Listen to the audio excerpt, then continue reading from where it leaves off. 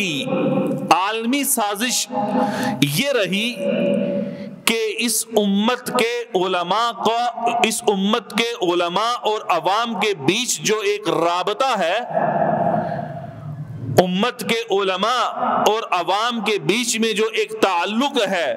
اس تعلق کو ختم کر دو اور ان کے درمیان ایک گیپ ڈال دو اور ایک فاصلہ قائم کر دو، تاکہ عوام اور علماء کے بیچ یہ فاصلہ ان کے مقاصد کے لیے صحیح طریقے سے استعمال ہو سکے، کہ جب بھی یہ کسی فتنے کے لیے اٹھے یا یہ کوئی امت کے خلاف، حق کے خلاف کوئی سازش کرے،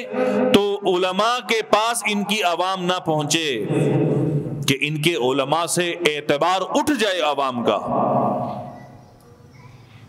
اس لیے میں یہ بات عرض کر دوں کہ تالی دونوں ہاتھوں سے بجتی ہے، ایک ہاتھ سے کبھی نہیں بجے گی۔ اس میں استعمال علماء بھی ہوئے، عوام بھی ہوئی، اگرچہ اسباب اس کے مختلف ہیں، کہ ان کے علماء اور عوام میں گیپ ڈال دو، حد فصل قائم کر دو، کہ جب کبھی بھی کوئی فتنہ اٹھے تو اس فتنے کے اٹھنے کے بعد اگر ان کی عوام کو ضرورت پیش آئے تو یہ سہارا علماء کا نہ لے سکیں، یہ رجوع علماء کی طرف نہ کر سکیں کہ اتنا متنفر کر دو عوام کو علماء سے، اور وہ کامیاب ہوئے ہیں کسی حد تک۔ باطل کسی حد تک کامیاب ہوا ہے۔ ایک دوسرا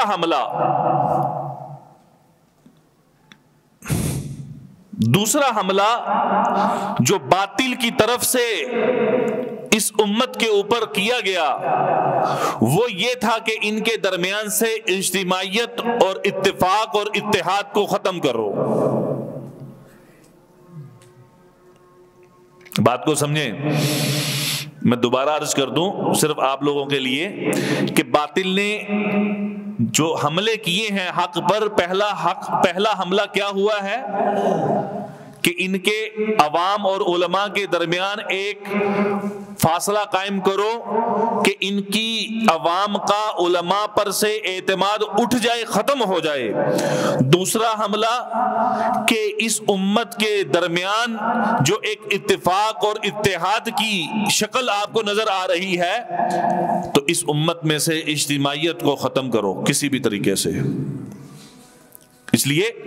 یہ چال شروع سے چلی گئی تھی، اس میں 10 سال 20 سال 50 سال نہیں لگے، اس میں صدیاں لگی ہیں، صدیاں زمانہ لگا ہے اس چیز کو ختم کرنے کے لیے۔ یاد رکھیے گا، اس چیز کو ختم کرنے کے لیے زمانہ لگا ہے، زمانہ، کہ امت میں سے اجتماعیت ختم ہو جائے، ان کا آپس کا اتفاق اور اتحاد ختم ہو جائے۔ لہذا یہ میرا ایک فیورٹ موضوع ہے اجتماعیت کے حوالے سے، میں کسی وقت میں اس پر تفصیل سے گفتگو کروں گا انشاءاللہ۔ یہاں صرف ایک بات عرض کر دیتا ہوں کہ اجتماعیت ختم کی گئی ہے، دو شکلیں اس کی آپ کو نظر آئیں گی، امت میں اتفاق، اتحاد، امت میں آپس کی محبت،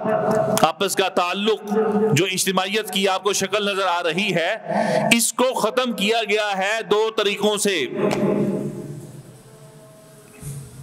کتنے طریقوں سے جی؟ دو طریقوں سے۔ نمبر ایک، اول امت کو سیاسی لیول پر تقسیم کیا گیا، امت کو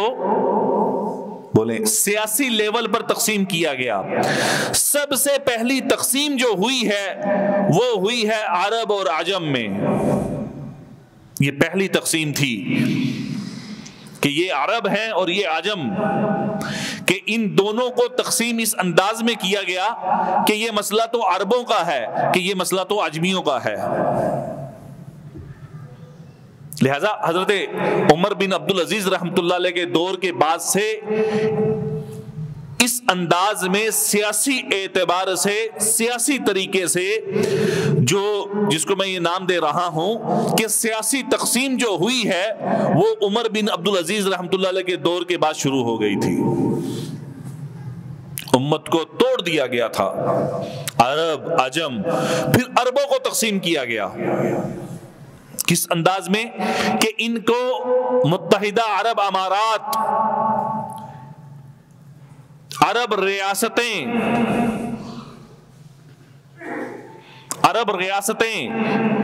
ایک جزیرہ نما عرب، یہ اور چیز ہے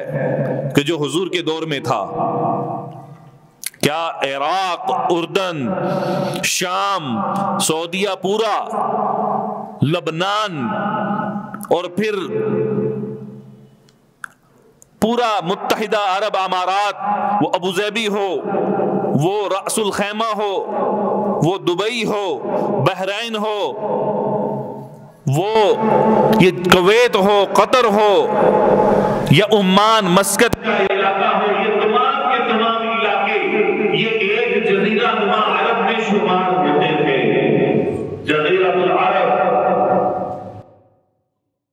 کہ اس پورے علاقے کو توڑا کیسے گیا ہے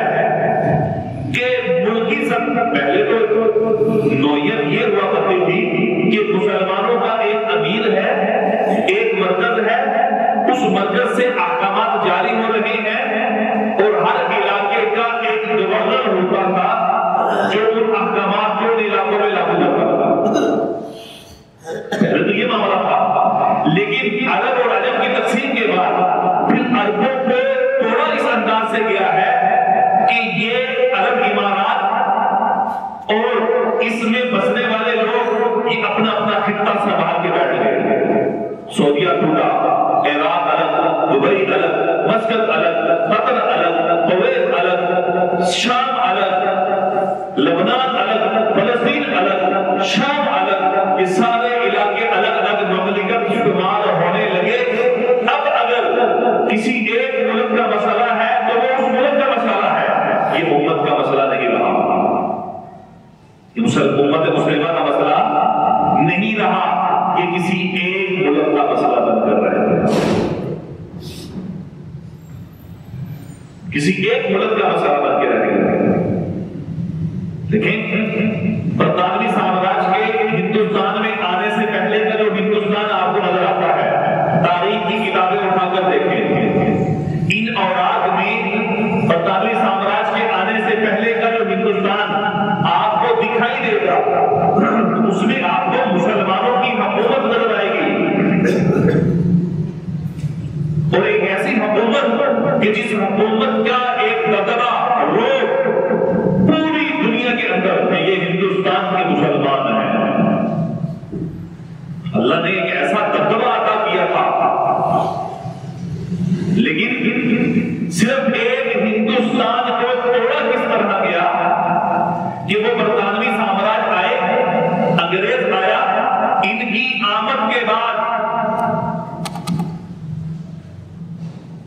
آمد کے بعد جو تفریق ہوئی ہے اور جو منافقت ہوئی ہے امت مسلمہ میں،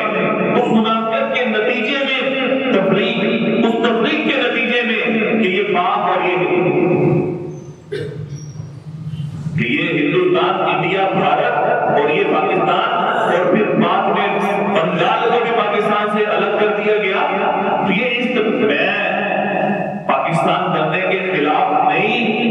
بات نہیں کر رہا، میں بات یہ عرض کر رہا ہوں کہ ایک وقت ان کی آمد سے پہلے کا ہے کہ اس پورے خطے کے اندر صرف امت اور مسلمانوں کی حکومت اور مسلمانوں کا روب اور دبدبہ تھا، لیکن جب تفریق ہوئی ہے تو پھر یہ چھوٹے چھوٹے ملک وجود میں آ گیا۔ تو یہ سیاسی تفریق اور یہ سیاسی اعتبار سے جو تقسیم ہوئی ہے امت کی، یہ دوسرا حملہ تھا کفر کا، جس حملے میں کفر آج پوری طرح سے کامیاب ہو چکا ہے۔ لہذا اب اگر وہ کسی ملک میں جو کام کروانا چاہے کر رہا ہے، کسی کو کوئی پرواہ نہیں ہے، کسی کو کوئی پرواہ نہیں ہے، رونے کی ضرورت نہیں ہے کہ اگر آج سعودی حکومت کوئی ایسے اقدامات کرتی ہے کہ جو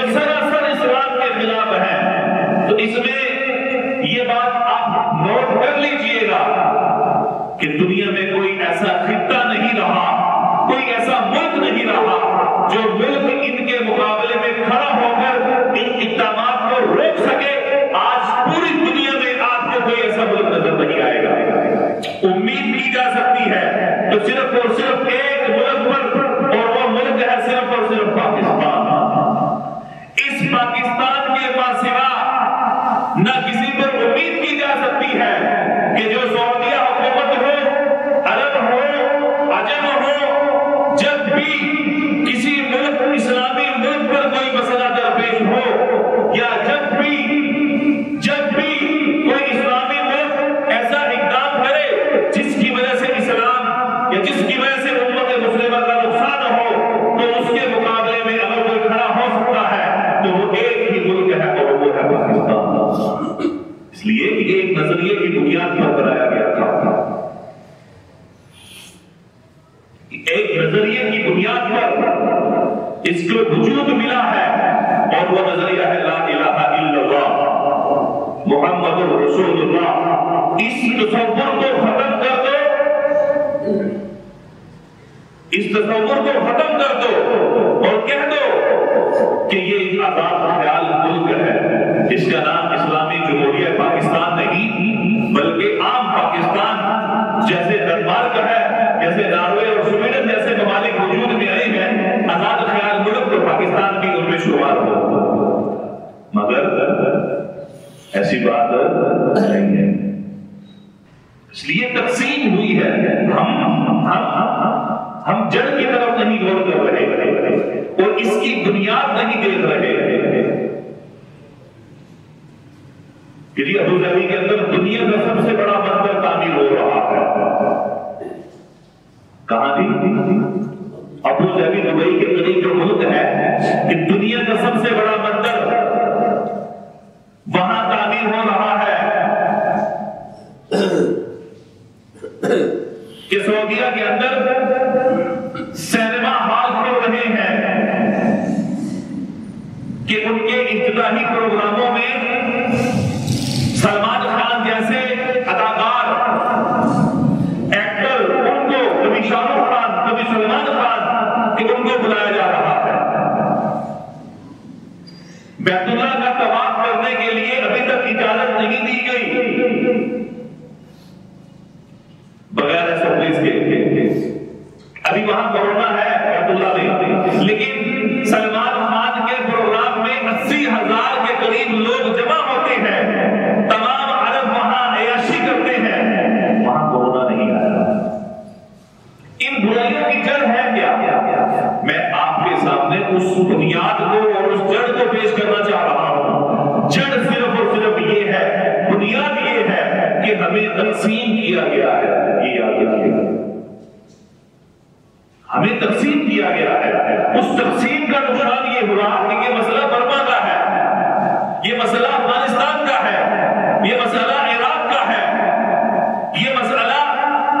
سعودی عرب کا ہے، کہ یہ مسئلہ فلسطین کے مظلوم مسلمانوں کا ہے۔ میرا مسئلہ نہیں ہے، میں پاکستانی ہوں، میرا نہیں، میں سعودی ہوں، یہ مسئلہ میرا نہیں، میں عرب ہوں، یہ مسئلہ میرا نہیں، میں عراقی ہوں، یہ مسئلہ میرا نہیں، میں افغانی ہوں، یہ مسئلہ میرا نہیں۔ ہمیں تقسیم کر کے ہمارا نظریہ اور ذہن یہ بنا دیا گیا کہ مسئلہ تو تمہارا ہے، میرا نہیں ہے۔ اور ایک بات عرض کر دوں یہاں پر، دنیا کے اندر ایک واحد اسلامی ریاست یہ پاکستان ہے جس کو ایک نظریے کی بنیاد پر قائم کیا گیا ہے، وگرنہ جتنے بھی ممالک تقسیم ہونے کے بعد آپ کو دکھائی دیں گے یہ تمام کے تمام ممالک یا قومیت کی بنیاد پر قائم ہوئے ہیں یا لسانیت کی بنیاد پر قائم ہوئے ہیں۔ اسلامی نظریے پر صرف ایک ملک قائم ہے اور وہ ہے پاکستان، اور دوسرا ملک جو نظریے کی بنیاد پر قائم ہوا ہے وہ اسرائیل ہے۔ اسرائیل ہے، یاد رکھیے گا۔ پاکستان ٹھوس قسم کا اسلامک ریاست ہے اور اسرائیل ٹھوس قسم کی یہودی لابی